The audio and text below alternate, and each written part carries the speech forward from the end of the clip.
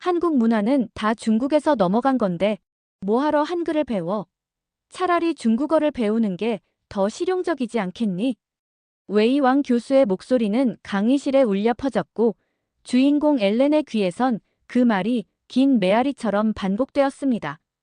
프랑스 파리 대학의 제2외국어 선택 강의에서 중국어 전공의 대표 교수로 손꼽히는 웨이 왕 교수의 강의는 언제나 자신감 넘쳤지만 그날따라 유난히 공격적으로 들렸습니다. 저는 어릴 적부터 언어에 관심이 많았습니다. 프랑스어 외에도 영어와 스페인어를 능숙하게 구사했고 새로운 언어를 배울 때마다 점점 더 넓은 세계가 열리는 느낌을 받았습니다. 대학 입학 후 제2외국어를 선택할 기회가 왔을 때 처음에는 당연히 중국어를 배우려 했습니다. 중국의 위상은 날로 커지고 있었고 웨이왕 교수의 강의 또한 명성이 자자했으니까요. 하지만 최근 몇 달간 저의 마음에는 작은 균열이 생기기 시작했습니다. 그 계기는 한국 드라마였습니다. 친구의 추천으로 보기 시작한 이태원 클라스와 오징어 게임은 그녀를 완전히 사로잡았습니다. 등장인물들이 사용하는 한국어의 리듬감과 아름다움, 그리고 스토리에 담긴 문화적 디테일은 마치 다른 세계로 안내하는 문처럼 느껴졌습니다. 게다가 K-팝 음악은 제가 지하철에서 듣던 클래식을 잠시 잊게 만들 정도로 매력적이었습니다. 영상 시작 전 소중한 1초를 투자하여 구독과 좋아요를 눌러주세요. 영상 제작에 큰 힘이 됩니다. 오늘도 행복한 하루 되세요. 감사합니다. 안녕하세요. 저는 엘렌이라고 합니다. 프랑스 파리에서 태어나고 자란 23살의 대학생이에요. 현재 파리 대학에서 언어학과 문화를 전공하고 있고 제2외국어로 무엇을 선택할지 고민 중이에요. 어릴 적부터 저는 항상 언어와 문화에 관심이 많았어요. 어머니는 프랑스 문학을 사랑하는 분이셨고 아버지는 세계 여러 나라를 여행하는 일을 하셨죠. 그래서 저는 자연스럽게 다양한 언어와 문화에 노출되며 자랐습니다. 특히 고등학교 때 스페인어를 배우며 처음으로 언어가 사람들을 연결하는 힘이 있다는 걸 느꼈어요. 스페인어를 배우면서 라틴 아메리카의 독특한 문화와 역사를 알게 되었고 그 경험은 저를 더 넓은 세계로 이끌었습니다. 지금은 제2외국어로 무엇을 선택할지 고민하고 있어요. 처음엔 당연히 중국어를 생각했어요. 중국은 세계에서 가장 인구가 많은 나라이고 국제적으로도 중요하다는 이야기를 많이 들었거든요. 하지만 최근 몇 년 동안 한국이라는 나라가 제게 조금씩 흥미를 끌기 시작했어요. 사실 이 관심은 친구들과 함께 본 한국 드라마가 시작이었어요. 오징어 게임이나 킹덤 같은 드라마는 독특한 이야기와 매력적인 캐릭터로 저를 사로잡았어요. 게다가 한국 음악, 특히 K-팝을 듣다 보니 언어 자체가 너무 아름답고 매력적으로 느껴졌습니다. 하지만 단순히 드라마나 음악 때문에 선택하는 건 너무 단편적이지 않을까 고민이 되기도 해요. 제가 한국이라는 나라와 그 문화를 더 깊이 이해할 수 있을지, 한국어가 정말 제게 새로운 길을 열어줄 수 있을지 확신은 없지만 그만큼 도전해보고 싶다는 마음도 커지고 있어요. 강의가 끝난 후 저는 교수의 말이 자꾸만 머릿속을 떠나지 않았습니다. 한국 문화가 정말 중국에서 온 것뿐일까? 한글은 정말 그저 중국 문자에서 파생된 걸까? 그녀는 강의실을 나서며 웨이왕 교수에게 물어보고 싶었지만 차마 입을 열 수 없었습니다. 대신 도서관으로 향한 엘렌은 한국어와 한글에 관한 책을 찾아 읽기 시작했습니다. 책의 첫 페이지에는 이런 문장이 적혀 있었습니다. 한글은 인류가 창조한 가장 혁신적이고 과학적인 문자 중 하나로 평가받는다. 그녀는 고개를 갸우뚱하며 책장을 넘겼습니다. 세종대왕이 문맹을 없애기 위해 백성들이 쉽게 배울 수 있는 문자를 창제했다는 이야기, 그리고 그것이 기존의 한자와는 전혀 다른 구조라는 점에 저는 충격을 받았습니다. 세종대왕. 그녀는 속삭이듯 이름을 반복하며 미소를 지었습니다. 어쩌면 내가 웨이왕 교수님 말만 듣고 한국어를 배울지 말지 고민했던 게 너무 단순했던 건 아닐까? 며칠 뒤 저는 마음을 확실히 하기 위해 제2외국어 과목 변경 신청서를 작성했습니다. 저의 선택은 한국어였습니다. 강의를 신청하며 떨리는 마음으로 첫 수업에 참석했습니다. 강의실 문을 열고 들어서자 저의 눈에 들어온 것은 강단에 서 있는 최수연 교수님의 따뜻한 미소였습니다. 봉주르, 여러분. 저는 여러분이 한국어를 통해 새로운 세계를 만날 수 있도록 돕고 싶습니다. 언어는 단순한 소통의 도구가 아니라 세상을 이해하는 창이거든요. 최수연 교수님의 첫마디는 저의 가슴을 뛰게 만들었습니다. 그는 단순히 언어를 가르치는데 그치지 않았습니다. 한글이 탄생하게 된 역사, 한국어가 어떻게 과학적이고 독창적인지, 그리고 언어 속에 담긴 한국인의 철학까지 이야기하며 수업은 자연스럽게 진행되었습니다. 한글은 소리를 기반으로 만들어졌습니다. 여러분은 한국어를 배우는 동시에 한국인의 사고방식과 문화를 배우게 될 겁니다. 기대되시죠? 저도 모르게 고개를 끄덕였습니다. 그 순간 저는 한국어를 선택한 것이 단순한 우연이 아니라고 느꼈습니다. 오히려 한국이라는 나라와 그들의 언어에 대한 탐구가 저희 인생의 새로운 장을 여는 중요한 계기가 될 것임을 직감했습니다. 강의가 끝난 후 최수연 교수님께 다가가 조심스럽게 물었습니다. 교수님, 제가 프랑스에서 자랐지만 한국어를 배워도 충분히 한국 문화를 이해할 수 있을까요? 최수연 교수님은 미소를 지으며 대답했습니다. 물론입니다. 언어는 문화와 역사를 이해하는 첫 걸음이에요. 한글을 배우는 것은 한국과 깊이 연결될 수 있는 가장 좋은 방법입니다. 저는 당신이 해낼 수 있을 거라고 확신합니다. 엘렌은 교수님의 말에 깊은 용기를 얻었습니다. 이제 단순히 새로운 언어를 배우는 것을 넘어 한국이라는 미지의 세계로 떠나는 긴 여정을 시작하게 될 준비가 되어 있었습니다. 저는 최수연 교수님의 첫 강의 이후에도 여전히 머릿속이 복잡했습니다. 웨이왕 교수님의 말이 완전히 틀렸다고 확신할 순 없었지만 그의 주장이 전부 진실이라고 믿기에도 석연치 않았습니다. 한국 문화는 정말 중국의 그림자일 뿐일까? 한글도 단순히 중국 문자에서 발전한 결과물일까? 저의 마음속에는 크고 작은 질문들이 쌓여갔습니다. 이 궁금증을 해결하기 위해 도서관에 틀어박히기로 결심했습니다. 파리 대학의 도서관은 마치 지식의 성처럼 웅장했지만 그날만큼은 전투의 장처럼 느껴졌습니다. 한국과 중국 문화의 관계를 다룬 책들을 쌓아놓고 하나씩 읽어나가기 시작했습니다. 몇 시간째 책을 읽던 중 낡은 책 한 권을 발견했습니다. 제목은 세종대왕과 한글 창제의 비밀. 고풍스러운 표지에 그려진 세종대왕의 초상화가 저를 향해 묘하게 미소를 짓고 있는 것 같았습니다. 비밀이라니 궁금한데 중얼거리며 책을 펼쳤습니다. 책 속에서 세종대왕은 단순한 군주가 아니었습니다. 그는 백성을 사랑하고 그들의 삶을 더 나아지게 만들기 위해 끊임없이 고민하는 철학자이자 혁신가였습니다. 한글은 백성을 위한 문자입니다. 글자를 모르는 사람들이 쉽게 배우고 쓸 수 있도록 만들어야 합니다. 세종대왕의 선언이 가슴을 두드렸습니다. 한글이 탄생한 배경은 단순히 중국 문자를 대체하기 위한 것이 아니었습니다. 그것은 조선의 문맹률을 낮추고 모든 계층의 사람들이 자신의 생각과 이야기를 표현할 수 있도록 하기 위한 혁명이었습니다. 책은 이어서 한글의 과학적 구조를 설명했습니다. 자음은 발음기관의 모양을 본떠 만들어졌고 모음은 음양오행 사상을 바탕으로 설계되었습니다. 특히 기역은 혀가 입천장에 닿는 모습을 본떠 만들었고 이으, 아는 각각 하늘, 땅, 사람을 상징한다는 설명에 엘렌은 소름이 돋았습니다.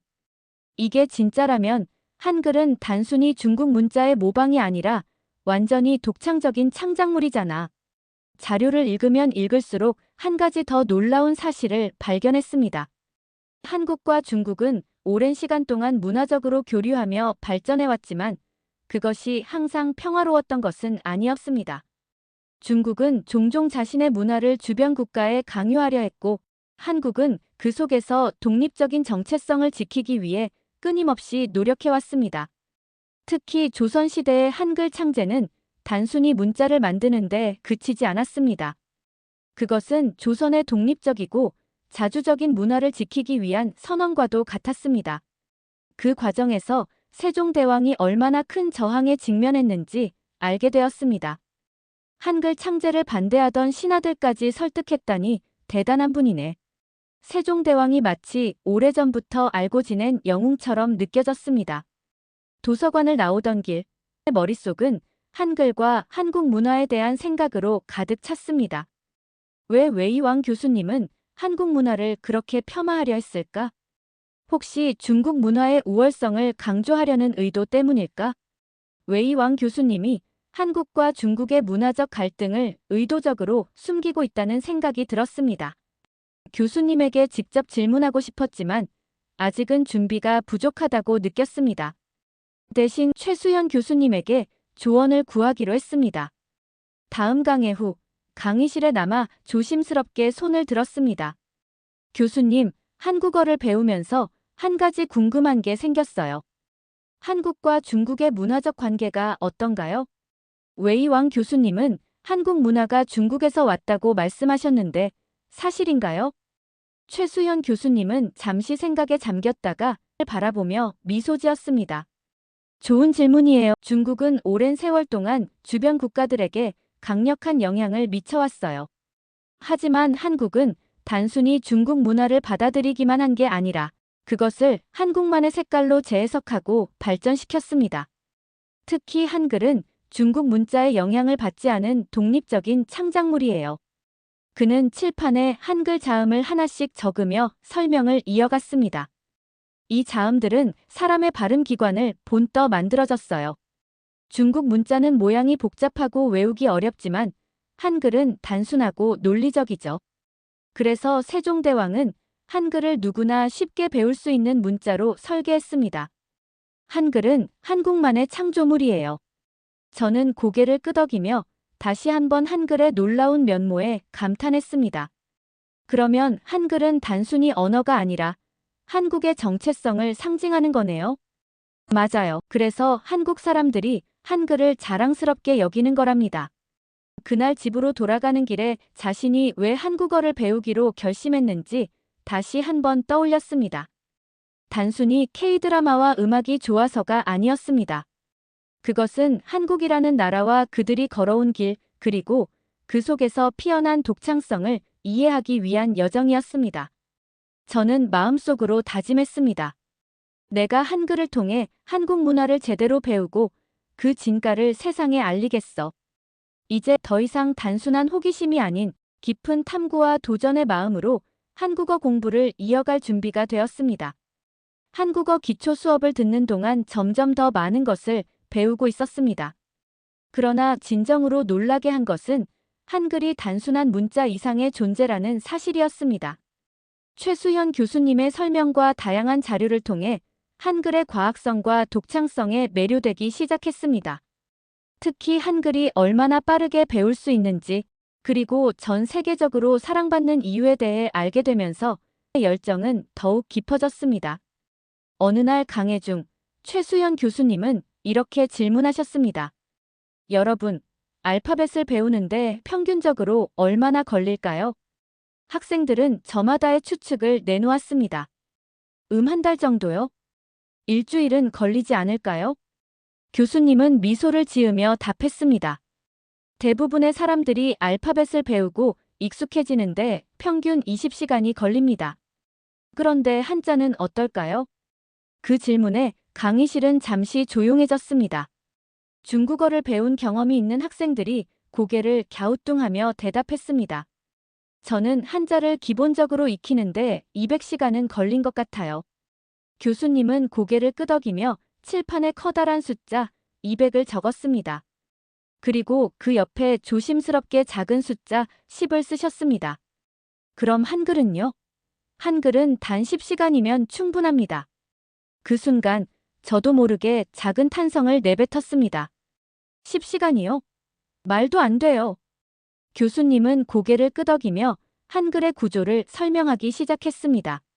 한글은 자음과 모음이 결합하여 글자를 이루는 체계적이고 논리적인 문자입니다. 자음은 발음 기관의 모양을 본떠 만들어졌고, 모음은 천지인을 상징하는 세 가지 요소에서 시작되었죠.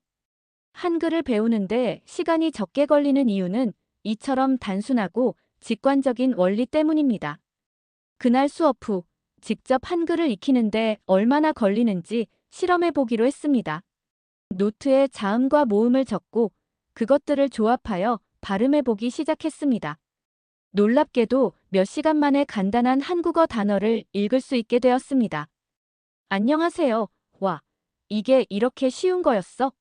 한국어를 배우기 시작한 이후 그녀의 삶은 예상치 못한 방식으로 풍요로워졌습니다. 무엇보다도 가장 좋아했던 것은 한국어 수업에서 만난 다양한 국적의 친구들과 함께한 시간들이었습니다. 그들은 각자의 고유한 문화와 언어를 가지고 있었지만 한글이라는 공통점을 통해 서로의 세계를 공유하며 특별한 인연을 쌓아갔습니다. 수업이 계속될수록 다양한 나라에서 온 학생들이 한글에 대해 놀라는 모습은 저에게 더 큰 영감을 주었습니다. 독일에서 온 한스는 기계공학을 전공하는 유학생으로 독일어 외에도 영어와 스페인어에 능통했습니다. 하지만 그는 문법적으로 복잡한 독일어를 기준으로 삼아 다른 언어들을 배워왔기 때문에 새로운 언어를 배우는데 시간이 오래 걸린다는 고정관념을 가지고 있었습니다. 한스가 한국어 수업 첫날 경험한 일은 그에게 충격으로 다가왔습니다. 믿을 수 없어요. 단 20분 만에 한글을 읽을 수 있게 될 줄은 몰랐어요. 그는 자음과 모음을 조합하며 단어를 읽는 법을 배우는 과정을 무척 즐거워했습니다. 한글이 소리와 글자를 직관적으로 연결한다는 점이 특히 신기했다고 했죠. 독일어는 단어 하나를 배우는데도 어원이 어딘지, 문법이 어떻게 되는지 고민해야 하는데 한글은 그저 소리를 조합하면 되니까 너무 간단해요. 이건 정말 혁신적이에요. 그날 이후 한스는 한국어를 배우는데 푹 빠졌고 한국 드라마의 자막 없이도 간단한 대사를 이해할 정도로 실력이 늘었습니다. 파티마는 모로코에서 온 학생으로 아랍어와 프랑스어를 사용하는 다중언어 화자였습니다. 하지만 그녀는 늘 자신의 언어를 다른 문자로 표현하는데 어려움을 느꼈습니다. 특히 아랍어의 복잡한 발음을 외국어로 정확히 기록하는 것은 거의 불가능하다고 여겼습니다. 한국어 수업 중 한글의 발음 표기 체계를 배우던 날 파티마는 진심 어린 감탄을 쏟아냈습니다. 이건 마치 내 언어를 위한 새로운 가능성을 열어주는 문자인 것 같아요. 아랍어의 발음을 이렇게 정확하게 기록할 수 있다니 정말 놀라워요. 그녀는 한글로 자신의 이름을 적어보았습니다. 파티마라는 이름이 파티마로 표현되자 그녀는 신기하다는 듯 웃으며 말했습니다. 아랍어를 발음 그대로 옮길 수 있다는 점에서 한글은 정말 독특하고 아름다워요. 그녀는 아랍어를 한글로 표기하는 프로젝트를 스스로 시작했고 이를 통해 한글이 단순한 언어 도구를 넘어선 가능성을 가진 문자라는 사실을 알게 되었습니다. 일본에서 온 아키라는 한국어를 배우는 동안 종종 자신의 모국어인 일본어와 비교를 하곤 했습니다. 그는 한글과 가타카나를 자주 비교했는데 그 차이에 놀라움을 감추지 못했습니다. 가타카나는 외래어를 적기에 편리한 문자지만 소리가 제한적이어서 모든 발음을 정확히 표현하기 어려워요. 그런데 한글은 음소 단위로 구성되어 있어서 일본어에서는 표현하기 어려운 외국어의 발음도 아주 쉽게 적을 수 있더라고요. 아키라는 일본어로 표현하기 까다로운 영어 발음을 한글로 적어보며 감탄했습니다. 예를 들어 트럭이라는 단어는 가타카나로는 토라쿠인데 영어 발음에 훨씬 더 가까운 트럭을 한글로 쓸 수 있다는 점이 정말 인상적이에요. 그는 한글의 표현력을 활용해 한국어와 일본어를 비교 분석하는 블로그를 시작했습니다. 이를 통해 일본의 친구들에게 한글의 매력을 전파하고자 노력하고 있었습니다. 미국에서 온 제임스는 언어학을 전공하는 학생으로 다양한 언어의 구조와 문법을 배우는 것을 좋아했습니다. 제임스는 한글을 배우며 한글의 과학성과 효율성에 놀라움을 감추지 못했습니다. 그는 한글의 창제 원리에 대해 배운 후 자신의 언어학적 지식을 기반으로 말했습니다. 한글은 단순히 문자가 아니라 언어의 구조적 한계를 뛰어넘는 혁신적인 발명품이에요. 언어학적으로 이렇게 체계적이고 논리적인 문자를 누군가 고안해냈다는 게 믿기지 않을 정도예요. 그는 자신의 이름을 한글로 적어본 후 한글의 직관적인 특징에 대해 찬사를 보냈습니다. 제임스라는 이름을 영어보다 더 정확하게 표현할 수 있는 문자가 있다는 걸 처음 알았어요. 이것만으로도 한글은 이미 언어의 경계를 허무는 역할을 하고 있어요. 리아는 브라질 출신으로 댄스와 음악을 전공하는 예술학도였습니다. 그녀는 K-팝과 한국의 음악 문화에 깊은 애정을 가지고 있었고 그 열정이 그녀를 한국어 수업으로 이끌었습니다. 리아는 한글의 조화로운 모양과 소리를 배운 후 한글을 마치 음악처럼 느꼈다고 말했습니다. 한글은 단어를 읽고 발음하는 과정 자체가 음악 같아요. 음절 하나하나가 리듬감을 가지고 있어서 문장을 읽는 것도 춤을 추는 것처럼 느껴져요. 그녀는 K-팝 가사의 한국어 원문을 한글로 직접 읽으면서 한국어의 운율과 소리에 감탄했습니다. 제가 사랑하는 K-팝을 한글로 이해할 수 있게 된다는 건 정말 기적 같아요. 한글 덕분에 음악이 더 깊은 의미를 가지게 됐어요. 학생들이 각자의 경험을 나누는 동안 저는 이 모든 것이 마치 작은 혁명처럼 느껴졌습니다. 이 모든 경험을 통해 한글이 단순한 문자가 아니라 사람과 사람을 연결하는 다리라는 것을 깨달았습니다. 독일, 아랍, 일본, 미국, 브라질 등 서로 다른 배경을 가진 친구들이 한글이라는 공통의 매개체를 통해 서로를 이해하고 문화를 공유하며 더 넓은 세상을 열어가는 모습은 큰 감동을 주었습니다. 최수현 교수님은 한글이 얼마나 많은 사람들이 소통의 도구로 사용하고 있는지 예시를 들어주셨습니다. 예를 들어 방글라데시에서는 많은 사람들이 자신들의 언어를 한글로 표기해보고 있어요. 한글은 구조적으로 과학적이어서 어떤 언어도 표현할 수 있는 가능성을 가지고 있거든요. 교수님은 수업 중간에 한 가지 영상을 보여주셨습니다. 화면 속에는 한국어를 배우기 위해 모인 전 세계의 사람들이 있었습니다. 그들은 한국 노래 가사를 해석하며 한글을 익히는 모습이었죠. 그들의 열정을 보며 문득 이런 생각이 들었습니다. 한글은 단순히 언어가 아니야. 이건 사람들을 연결시키는 힘이 있어. 수업이 끝난 후 엘렌은 기숙사로 돌아가는 길에 한글로 된 한식당 간판을 유심히 바라보았습니다. 프랑스에서 쉽게 볼 수 없었던 글자들이었지만 이제는 그 의미를 조금씩 이해할 수 있는 자신이 자랑스러웠습니다. 집에 도착하자마자 한국어로 간단한 문장을 써보기로 했습니다. 안녕하세요. 저는 엘렌입니다. 프랑스에서 왔어요. 엉성한 글씨였지만 그녀는 한 글자 한 글자 써내려가며 새로운 세상을 향한 열망을 느꼈습니다. 한글을 통해 한국을 더 깊이 이해하고 나아가 전 세계와 소통하고 싶다는 마음이 커져갔습니다. 한글이 아니었다면 우리는 서로를 이렇게 깊이 이해하지 못했을지도 몰라. 저는 기숙사에서 친구들과 대화를 나누며 이렇게 말했습니다. 나는 한글을 통해 단순히 한국어를 배우는 걸 넘어서 세상을 배우고 있어.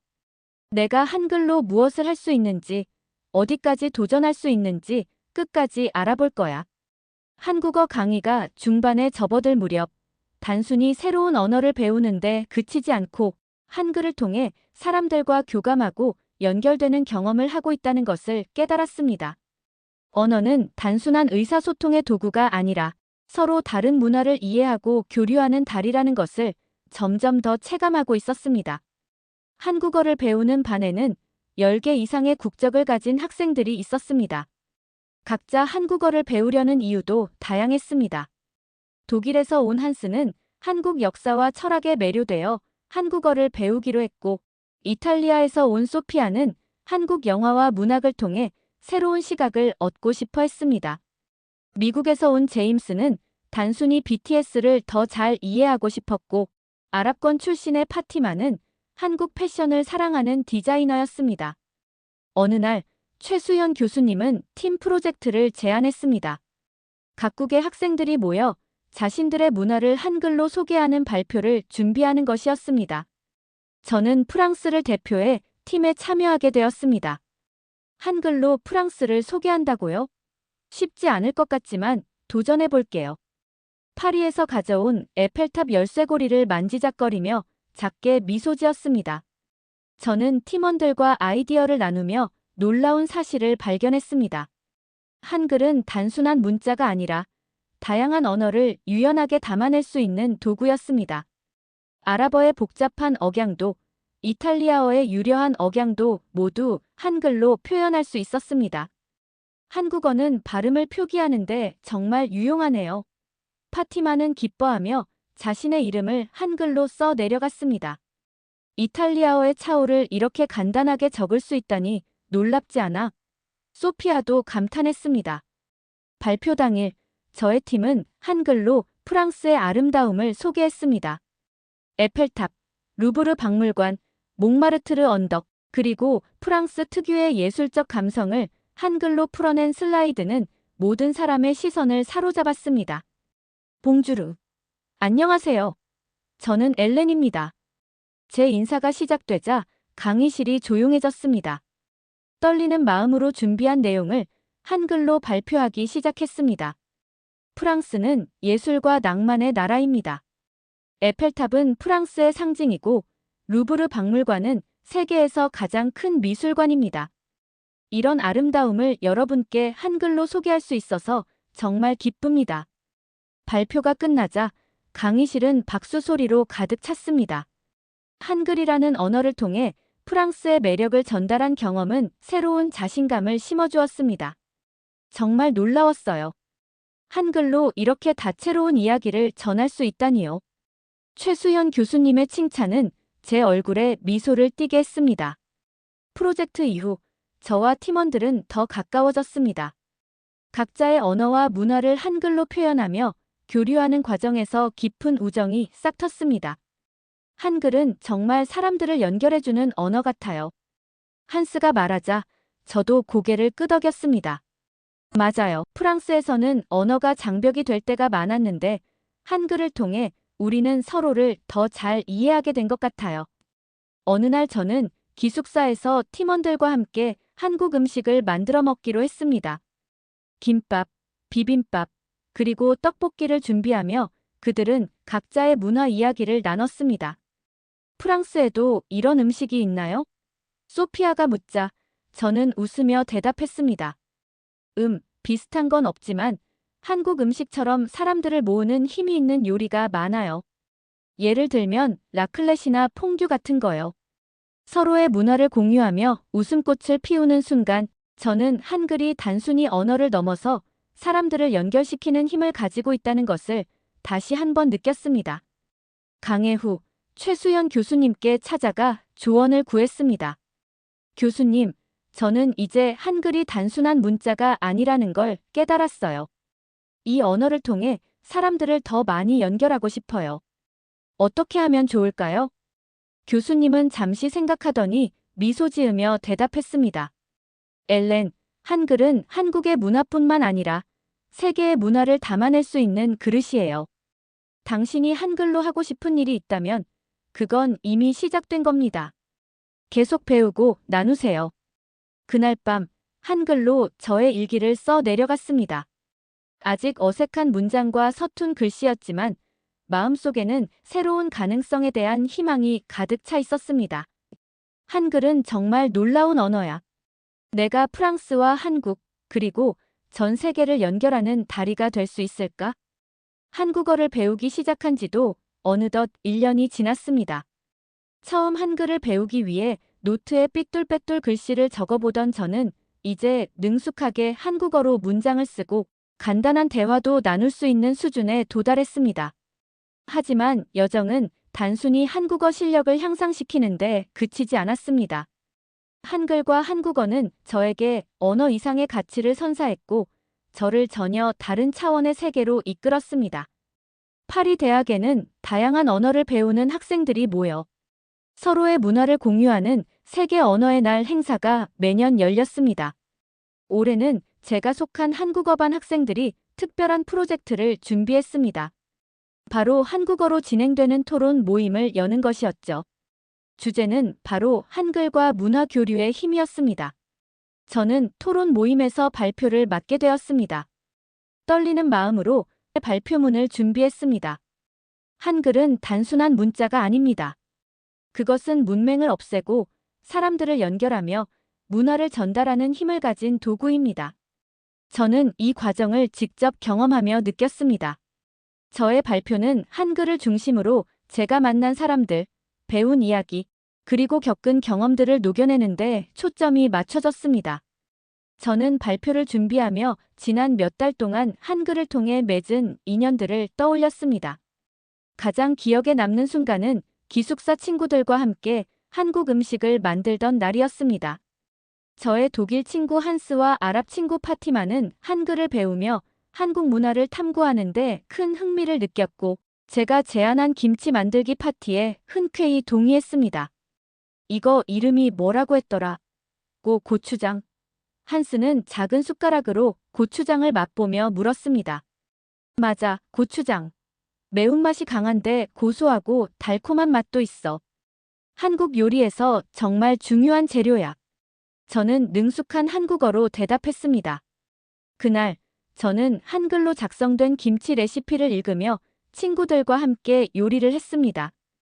파티마는 한국어로 적힌 레시피를 보며 놀라움을 표현했습니다. 제가 쓰는 아랍어랑 너무 달라서 처음에는 걱정했는데 생각보다 쉽게 읽을 수 있어요. 김치를 맛본 친구들은 모두 감탄을 금치 못했습니다. 한스는 웃으며 말했습니다. 김치도 좋지만 한글 덕분에 이런 경험을 할 수 있었다는 게 더 놀랍네요. 언어가 정말 문화를 연결하는 힘이 있다는 걸 느껴요. 드디어 세계 언어의 날, 저는 단상에 올라섰습니다. 많은 관중이 저를 지켜보고 있었고 순간 긴장했지만 곧 제가 준비한 이야기를 차분히 풀어가기 시작했습니다. 안녕하세요. 저는 엘렌입니다. 오늘 저는 한글이 어떻게 사람들을 연결하고 문화를 교류하게 만드는지에 대해 이야기하려고 합니다. 저는 한글을 배우며 만난 친구들과의 이야기를 소개했습니다. 김치 만들기 파티에서의 에피소드, 한글을 통해 친구들이 자신의 이름을 처음 쓰고 발음하며 즐거워했던 순간들, 그리고 자신이 한글을 배워가며 느낀 변화들. 관중들은 제 이야기에 몰입하며 고개를 끄덕였습니다. 한글은 단순히 문자 이상의 의미를 가집니다.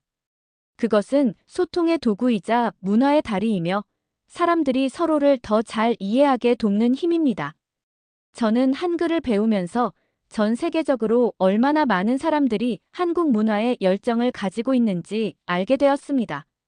그리고 그 열정은 단순히 K-팝이나 드라마를 넘어서 한국이라는 나라와 그 역사를 이해하려는 진정한 관심으로 이어지고 있었습니다. 저의 발표는 큰 박수로 마무리되었습니다. 발표를 들은 학생들은 한글과 한국 문화에 대해 더 알고 싶다는 열정을 보였습니다. 그날 밤, 발표 후의 감동을 가슴에 안고 기숙사로 돌아왔습니다. 창가에 앉아 한국어로 일기를 쓰기 시작했습니다. 오늘, 나는 한글이 가진 힘을 다시 한번 느꼈다. 내가 경험한 작은 이야기들이 많은 사람들에게 영감을 줄 수 있다니 너무나도 감사하다. 나는 앞으로 한글과 한국 문화를 더 많은 사람들에게 알리고 싶다. 졸업 후에는 한국으로 직접 가서 한국 문화를 더 깊이 탐구하고 세계 사람들에게 그 매력을 전하는 일을 하고 싶다고 결심했습니다. 저에게 한글은 단순히 새로운 언어가 아니었습니다. 그것은 사람과 사람을 연결하고 문화와 문화를 이어주는 다리였습니다. 엘렌의 여정은 여기서 끝이 아니었습니다. 그녀의 이야기는 한글과 한국 문화를 사랑하는 또 다른 사람들에게 영감이 되었고, 그녀의 열정은 점차 더 큰 파도를 일으키기 시작했습니다. 여러분도 한글과 한국 문화에 관심이 있다면 지금 바로 도전해보세요. 좋아요와 구독 버튼을 눌러주시고 더 많은 이야기를 함께 나눠요. 이제 엘렌의 여정은 한글과 한국 문화를 세계로 연결하는 강력한 힘으로 자리 잡았습니다.